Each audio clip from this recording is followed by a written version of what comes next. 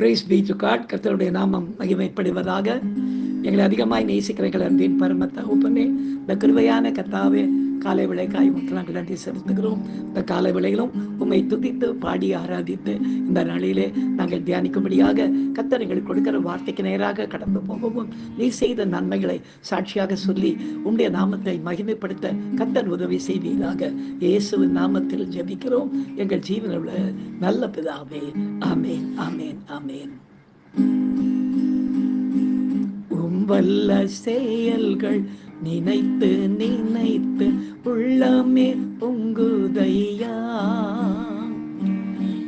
வல்ல செயல்கள் நினைத்து நினைத்து உள்ளமே பொங்குதையா.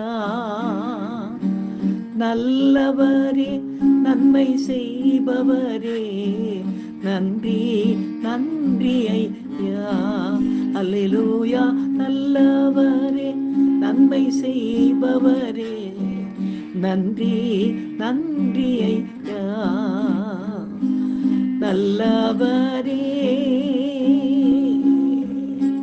வல்லவரே, ஆராதனை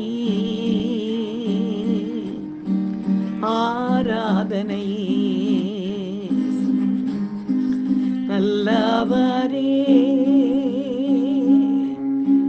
வல்லவரே, ஆராதனை ஆராதனை. நேசரே, உம் திரு பாதம் அமர்ந்தேன், நிம்மதி நிம்மதியே. ஆர்வமுடனே பாடி துதித்தேன், ஆனந்தம் ஆனந்தமே. அல்லேலூயா. ஆர்வமுடனே பாடி துதித்தேன், ஆனந்தம் ஆனந்தமே. அடைக்கலமே, அதிசயமே, ஆராதனை ஆராதனை. எனக்கு அருமையானவர்களே, இந்த நாளிலே நாம் தியானிக்கும்படியாக கர்த்தர் நமக்கு கொடுக்கிற வார்த்தைக்கு நேராக நாம் கடந்து போவோம். எடுத்து வாசிக்கலாம். யோவான் எழுதிய சுவிசேஷம் 14ஆம் அதிகாரம் 13ஆம் வசனத்தை நாம் வாசிக்க கேட்போம். நீங்கள் என் நாமத்தினாலே எதை கேட்பீர்களோ குமாரனில் பிதா மகிமைப்படும்படியாக அதை செய்வேன் என்று இயேசு கிறிஸ்து சொல்லுகிறதை நாம் பார்க்கிறோம்.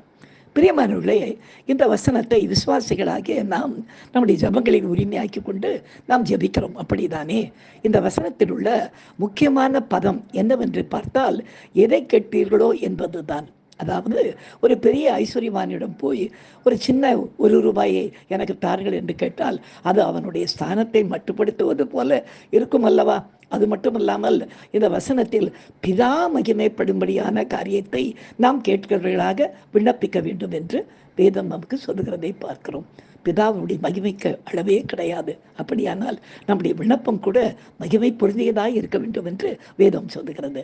ஏனென்றால் மத்தேயு 4ஆம் அதிகாரத்தில் பிசாசானவன் இயேசுவின் உபவாச வேலை முடிந்த வேளையிலே அவரை மலை மேலே கொண்டு வந்து நிறுத்தி சகல ராஜ்யங்களையும், அதாவது அவர் உண்டாக்கின அவருக்கு சொந்தமான சகல ராஜ்யங்களையும் அவருக்கு காண்பித்து, நீர் என்னை விழுந்து பணிந்து கொண்டால் இதையெல்லாம் உமக்கு தருவேன் என்று சொல்லுவதாக வேதத்திலே மத்தேயுவிலே நாம் வாசிக்கிறோம். எனவே தள்ளப்பட்ட ஒன்றுக்கும் உதவாத சாத்தானே இத்தனை பெருமையாய் தனது அதிகாரத்தை, அதுவும் ஒரு பொய்யான அதிகாரத்தை இயேசுவிடம் காட்டும்போது, கர்த்தரால் ரட்சிக்கப்பட்ட நாம் சாத்தான் கொடுப்பேன் என்று சொல்லுகிற உலக காரியங்களே கர்த்தரிடம் தாரும் என்று கேட்டுக்கொண்டு நிற்பது நியாயமா? இல்லவே இல்லை. அது அவருக்கு மகிமையை உண்டாக்குற காரியமாக இருக்குமா? நிச்சயமாய் கிடையாது. அப்படியானால் அழிந்து போகிற வீணான காரியங்களை மகிமையான தேவனிடத்தில் கேட்பது எந்த விதத்திலும் நியாயமில்லை. எனவே நமது விண்ணப்பங்களிலும் கூட தேவன் மகிமை விளங்கும்படியாக கேட்கலாமே. இன்றைய தினத்திலே இப்படிப்பட்ட நான் நினையாத நேரத்திலே ஒரு மகிமையான காரியத்தை கர்த்தர் செய்ததை இன்றைக்கு நாம் சாட்சியாக கேட்போமா? இந்த சாட்சியின் மூலமாய் கர்த்தருடைய நாமம் மாத்திரம் மகிமைப்படுவதாக. எனக்கு அருமையானவர்களே, ஊழியத்திற்கு கர்த்தரால் அழைக்கப்பட்ட அந்த வேளையிலே கர்த்தர் என்னை எங்கெல்லாம் ஊழியத்துக்கு கொண்டு போவார் என்று நான் நினைக்கவே இல்லை. ஏனென்றால் வேதத்தை அறியாத ஒரு மனுஷனாக இருக்கிற ஆராதனைக்காரனாக இருந்து ரட்சிக்கப்பட்டவன். ஆனால் ஆண்டோடைய கிருபையினாலே கன்னியாகுமரியிலிருந்து காஷ்மீர் வரையிலே அநேக இடங்களுக்கு என்னை கர்த்தர் ஊழியத்திற்கு கொண்டு போய் கொண்டிருந்தார். அப்படி ஒரு சமயம் காஷ்மீர் பகுதிக்கு கர்த்தர் ஊழியத்திற்கு கொண்டு போகும்போது எனக்கு மிக ஆச்சரியம். ஏனென்றால் ரொம்ப அழகிய ஒரு அருமையான ஒரு இடம் அது.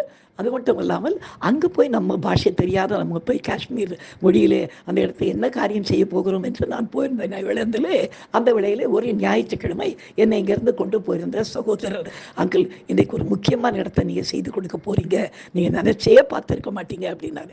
நான் சொன்னேன், இதுவரை நான் கேட்ட காரியத்தெல்லாம் எனக்கு கர்த்தர் மகிமையான விண்ணப்பங்களை எனக்கு செய்திருக்கிறார்ப்பா, எனக்கு எங்கே கொண்டு போக போகிறீங்க? நான் சொல்லவே மாட்டேன், நீங்கள் வாங்க அங்கே பார்க்கலாம் என்று கடைசியில் கூட்டிக் கொண்டு ரொம்ப தூரம் காஷ்மீருடைய ஒரு உச்சி இடத்துக்கு அவர் கொண்டு போயிருந்தார். இப்போ போகும்போது வழியிலெல்லாம் நிறைய விமானங்கள் அடிக்கடி பறக்கிறதை நான் பார்த்து கொண்டே இருந்தேன். கடைசியில் ஒரு பெரிய வாசல் திறந்து உள்ளே போகும்போது அது காஷ்மீர் ஏர்ஃபோர்ஸ் இடமா இருந்தது. அதாவது விமான தளம், விமான நிலையங்கள் எல்லாம் இருந்த ஒரு இடம். நிறைய நூற்றுக்கணக்கான விமானங்கள் அங்கே நிறுத்தப்பட்டிருந்தது. நான் சொன்னேன், என்ன பிரதர் இது இடம் அப்படின்னு.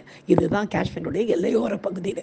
எனக்கு ரொம்ப சந்தோஷம். ஏன்னா எல்லையோரத்தில் நிற்கிற இராணுவ வீரர்களுக்கு நான் அதிகமாக ஜெபிக்கிறது உண்டு. ஏன்னா யாருமே துணையெல்லாம் நிற்கிறாங்க, ஆண்டவரே அவர்களை பாதுகாத்துக்கொள்ளும், பயங்கர குளிர், பயங்கர வெயில், எப்படி எப்படியோ இருக்கும், காத்துக்கொள்ளும் என்று ஜெபித்திருக்கிறேன். இப்போ அந்த ஒரு தளத்துக்காக கர்த்தர் கொண்டு வந்திருக்கிறார் என்று பார்க்கும்போது அங்கே பார்த்தீங்கன்னா எல்லாம் வீரர்கள் எல்லாரும், இராணுவ வீரர்கள் எல்லாரும் அவங்களுக்குரிய ட்ரெஸ்ஸில், அதாவது எந்தெந்த அந்த டிபார்ட்மெண்ட்டில் இருக்கிறாங்களோ எல்லாம் அந்த இராணுவ ட்ரெஸ்ஸோடு வந்துக்கிட்டு இருந்தாங்க. அப்புறம் சொன்ன, எங்கே பிரதர் வராங்கன்னு, எல்லாம் உங்களை பக்கம் தான் வராங்க அப்படின்னாரு. என்ன சொல்கிறீங்க நீங்கள் அப்படின்னு. இங்கே பாருங்கள் ஒரு இது புத்தர் கோயில் இருக்குது உள்ள, இங்கே ஒரு மடங்கள் இருக்கிறது, ஒரு கிறிஸ்தவ ஆலயமும் ஒன்று இருக்கிறது, ஒரு இந்து கோயிலும் இருக்குது, ஒரு மந்திர் ஒன்று இருக்கிறது இப்படின்னு காமிச்சாரு. இது உள்ள எல்லாரும் தங்கியிருக்கிறாங்க அப்படின்னு. சரி, எல்லாரும் தங்கியிருக்காங்க, நம்ம எங்கே போகிறோம் அப்படின்னு. எல்லாருக்கும் பொதுவாக நடக்கக்கூடிய ஒரு இடம் ஒன்று இருக்குது, ஆலயத்துக்கு பக்கத்தில் ஒரு இடம். அங்கே தான் எனக்கு உங்களுக்கு செய்தி விலை ஒழுங்கு செய்யப்பட்டிருக்கிறது. அங்கே போகும்போது எனக்கு தூக்கி வாரி போட்டுடுச்சு. அது எப்படி இருந்ததுன்னா, ஒரு சுதந்திர தின விழா மாதிரி இருந்தது. வந்திருந்த இராணுவ வீரர்கள் எல்லாருமே இராணுவ ட்ரெஸ்லேயே வந்திருந்தாங்க. அதாவது அவங்க சாதாரண அந்த இந்த சிவிலியன் ட்ரெஸ் இருக்கும் பாருங்கள், வீட்டுக்கு போடுற ட்ரெஸ்ஸு, அப்படி ஒன்றும் பேண்ட் ஷர்ட் போடாமல் எல்லாம் அந்த கேப்பு கிப்பரெல்லாம் போட்டுக்கிட்டு எல்லாம் ரெண்டு பக்கம் வரிசையாக நின்றுக்கிட்டு இருந்தாங்க. அவங்க மத்தியில் என்ன கர்த்தர் கொண்டு போகிறார். எனக்கு ஆச்சரியமாக இருந்தது. எப்படி இருந்ததுன்னா, ஏதோ ஒரு அரசியல் தலைவருக்கு ஏதோ ஒரு மரியாதை செலுத்துகிற மாதிரி கொண்டு போய் அந்த மேடை மேலே என்னை உட்கார வச்சாங்க.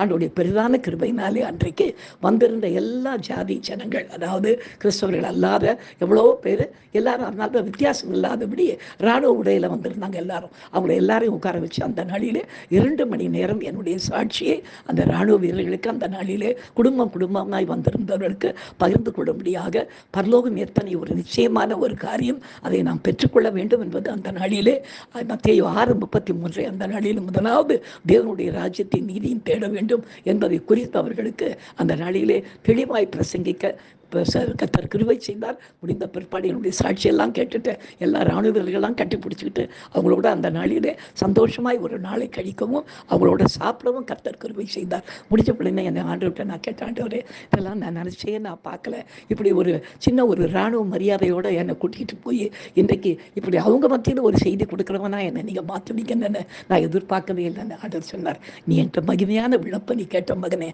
நீ கேட்ட இவங்களுக்காகலாம் நீ விண்ணப்பிச்சுக்கிட்டு இருக்கல, அப்போ இவங்க மத்தியில் நீ செய்தி கொடுக்கணுமே, அதனால தான் நான் கொண்டு வந்தேன்னு சொல்லிட்டு அந்த நாளிலே அந்த செய்திகளையே கர்த்தர் எனக்கு ஆசீர்வதித்து தந்து கர்த்தருடைய நாமத்திற்கு மகிமையாய் சாட்சியும் செய்தியும் கொடுக்க கர்த்தர் கிருபை செய்தார். எனக்கு அருமையானவர்களே, ஆண்டோடத்தில் பெரிய காரியங்களை நாம் எதிர்பார்ப்போம், பெரிய காரியங்களை நாம் கேட்போம். கர்த்தர் நிச்சயமாய் நமக்கு உண்டானது கர்த்தர் நமக்கு தந்து கர்த்தர் நம்மை ஆசீர்வதிப்பார். நாம் ஜெபிக்கலாம்.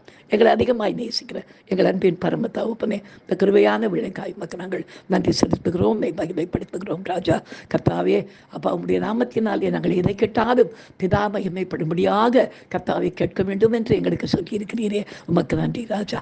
நாங்கள் எங்களை அறியாமலே குழந்தை போல கேட்கிற காரியத்தை எல்லாம் எங்களுக்கு தந்து எங்களை நீர் மகிப்பா உம்முடைய நாமத்துக்கு மகிமையாக எங்களை நடத்துகிறதற்காய் உமக்கு நன்றி செலுத்துகிறோம். உமக்கு மகிமை செலுத்த எங்களை நடத்துகிறதற்காய் உமக்கு நன்றி செலுத்துகிறோம். தொடர்ந்து நடத்துவீராக. இயேசுவின் நாமத்தில் ஜெபிக்கிறோம் எங்கள் ஜீவனுள்ள நல்ல பிதாவே. ஆமேன், ஆமேன். ஹல்லேலூயா, ஹல்லேலூயா, ஹல்லேலூயா. God bless you. Thank you.